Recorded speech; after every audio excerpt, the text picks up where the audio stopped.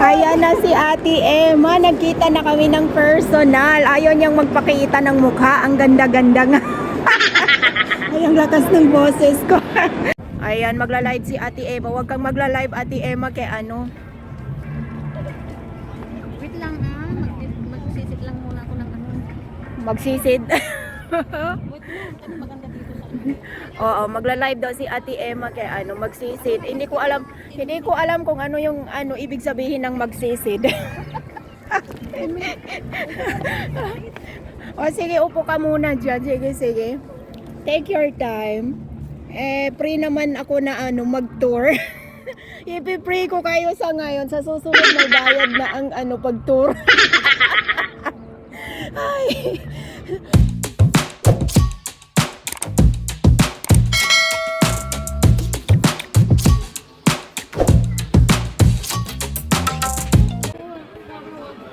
So ayan, nandito na kami sa may pakpak na ano, gustong papicturean ni Ate Emma, kaya hinihingal na talaga ako. Kung hindi lang sa dahil sa gusto nila magpa-picture dito, ayaw kong pumunta dito kaya ano. Kailangan mo pang magpila bago mo marating yung ano na yan, yung pakpak na yan. So, ganyan kahaba ang pila oh. Ayan, ang dami kasing nagpapapicture dyan. Hindi ka na magpila ka na dito. Magpapapicture ka dyan. Naka-live kasi si Ate Emma.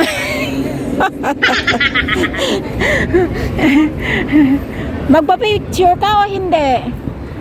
I-picture kita. Ang dami namang ano. Kailangan magpila talaga ang ano, pumupunta dito. Grabe. Oo. Ay, ayaw mo? Yan na. Punta tayo dyan na. I-picture nga kita. Naglakad tayo ng sobrang layo tapos mag-aayaw ka. Sige na, i-picture kita pero ano, kukunin ko yung ano mo, picture mo kaya para i-attach ko sa ano ko, vlog ko. Natatandaan ka na oh. Sino yan? Natatandaan ka na nga. Sino? Si Mang Lalakbay? Hello boy, Mang Lalakbay. Nagpa-vlog ako dito. Uy, i-picture nga kita Ate Emma. I-picture kita. Sayang yung lakad natin kung hindi ka magpapapicture. Tayong lakad. So, ayan, yan yung ano, wings frame na ano, pinuntahan namin dito. Kaso, nagpunta naman kami dito, nahiya naman si Ate Emma kasi ang daming nakapila. Ang daming nakapila na ano, nagpapapicture dyan. So, ngayon, nag-ayaw si Ate Emma kasi nahihiya siya kaya may nag-aantay pa pala. Ayun, ano, si Ate Emma umayaw kaya maraming nakapila sa ano, wings frame. Wings frame.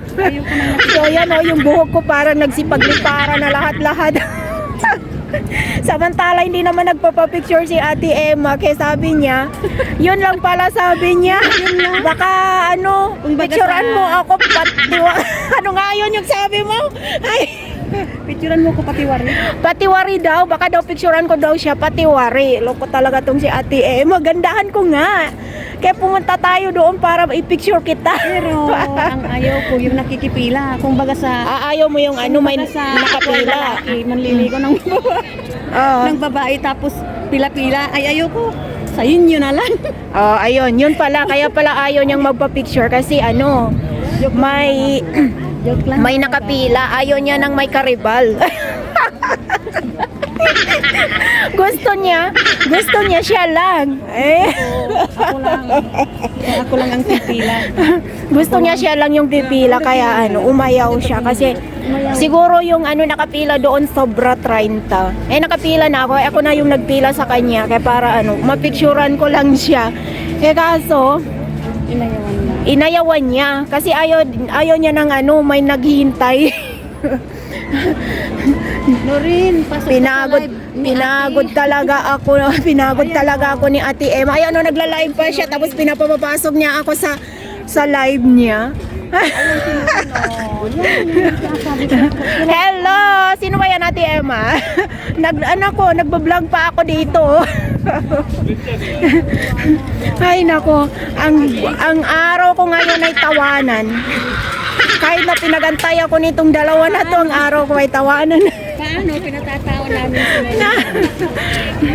Yung buhok ko nagsipagtayuan na, Ate Emma. Ayan, nandito tayo sa Burj Khalifa. Ate Emma, dito ka kaya para makita ka. Diyan ka kaya para makita ka. Ayan. Si Ate Emma nga pala guys, ay una kong naging kaibigan sa YT. Magkano yung ano ko Ate Emma nung mapasok? 100 plus lang. 100 plus pa lang pala. 100 plus pala yung ano ko, subscriber ko nung napadpad ako sa kanya. Paano kayo? Bigyan nga ninyo ako ng moisturizing kaya parang nagda-dry yung ano ko, kamay ko. Sana yung moisturizing mo ate?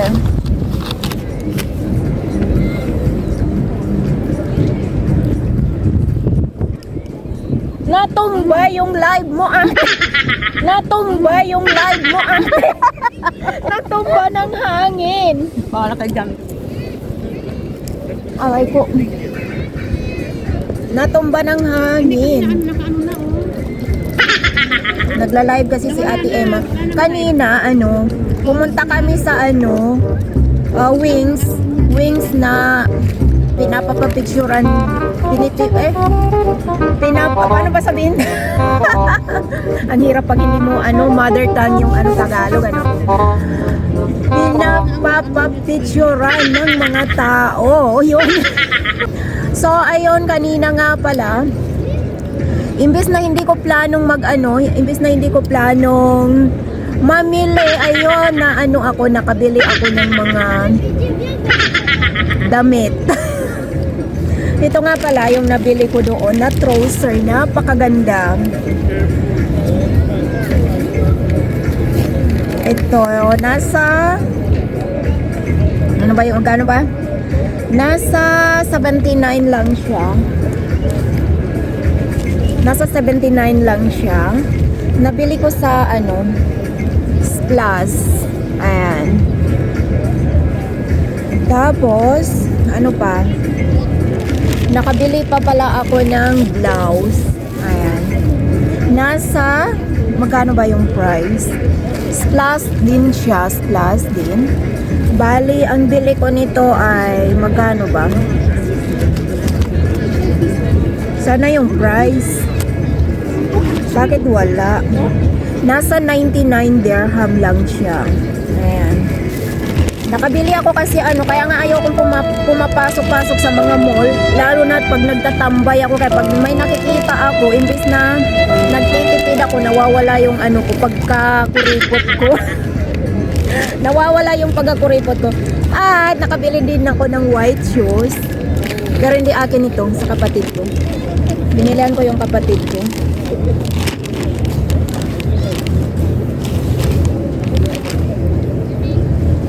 Ang gusto ko sa trouser, hindi siya masikip. Hindi siya masikip sa balat. Ano? Parising po tayo yung ko. Ano yan ate? So ayan, nang dahil sa kakaantay ko kay Ate Emma, nabudol ako sa loob ng Dubai Mall.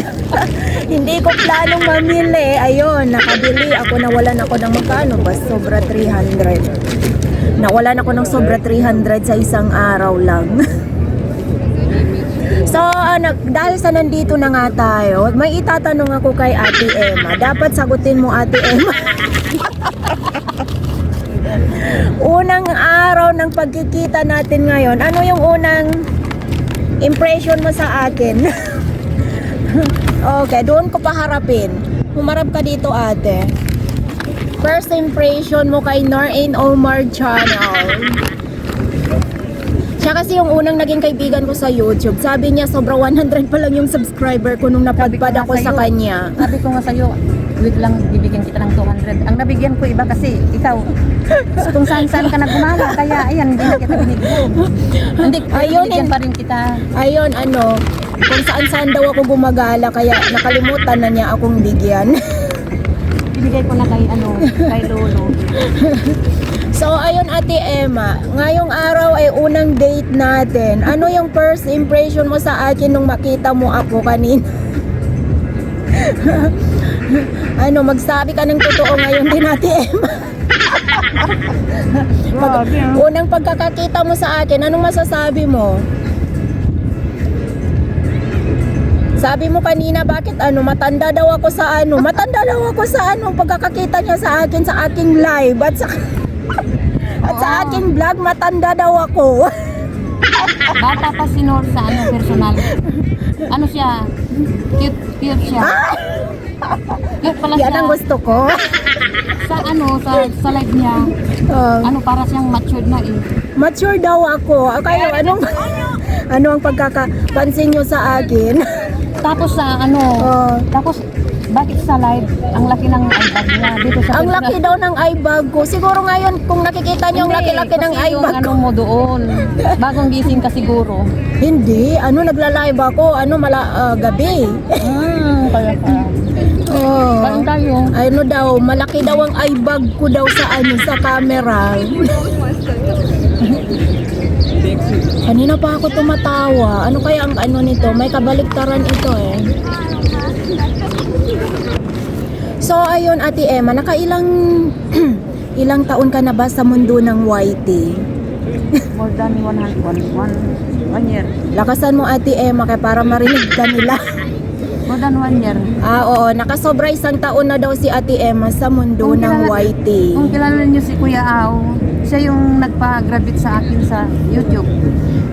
Oo, ako kilala ko si Kuya Au. At saka Ate Emma, i-promote mo yung channel mo.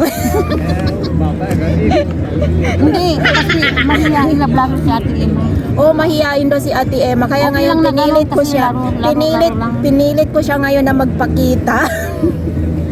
Laro-laro lang yun. Kung mag-okay, di wow, di ba? Para sa kanya, laro-laro lang daw yun muna. Laro lang daw. So parang may pagkakahawig din kami ni Ate Emma kasi ako naman noon, yun din ang pagkakaano ko noong unang-una, lagyan ko lang ng nanginginig ako sa lamig. Nilalamig talaga ako kanina pa. So parang pareho pala tayo Ate Emma. Noong unang-una ako akala ko lagyan ko lang ng long video ko yung aking YouTube channel. So pagkatagalan nung hindi katagalan, may nag-comment pala sa ko na gusto mo bang lumaki ang banana mo? Punta ka. Iba na yun. I-PM kita, mga ganon. Ayun, noong una nag-observe pa lang ako guys. Noong unang-una pinag-oobserbahan ko sila. Kaso nainggit naman ako. Kaya nakikipagdikitan na rin ako at saka nag-delete ako ng yung mga video ko na may mga CPR. Nag-delete ako tapos yon. Nakipagdikitan na nga ako sa loob ng 2 buwan. Kaya kami nito nagkakilala sa ni Kuya Au sa live ni Kuya. Hindi pala kay Kuya Au, kay Ataw, kay Ataw. Kay Ataw tayo nagkadikitan Ate Emma bago ako napadpad sa'yo. Next na tanong natin kay Ate Emma, mahirap ba maging vlogger? Sagutin mo Ate Emma. At saka para makabigay ka ng tip para sa atin. Masaya siya, pero pag nilalagasan ka, stress. Pag nilalagasan ka lang lalo na kasi sa WhatsApp, kumakain kasi ako stress na kaibigan kang makikilala. Yun, oo, yun. So, yun ang sagot ni Ate Emma. Hindi daw mahirap maging vlogger. Pero minsan daw nakaka-stress daw pag nalalagasan. Kaya yon, happy lang para kay Ate Emma. Tama, at saka nagkakaroon tayo ng mga kaibigan. Kahit na minsan nakaka-stress, nakaka-disappoint minsan pag nalagasan. Ang importante mayroon tayong mga kaibigan. May sumasakit ang tiyan ko dahil siguro sa lamig. Nilalamig ako. Nilalamig ako. Pupunta na kaya tayo sa Emirates Mall. Nilalamig ako. Hindi, mayroon pa yan. Antayin natin ng next na ano, fountain dancing. Fountain water. Hindi ito. Nandyan na, videoan natin yung ano, yung dancing water.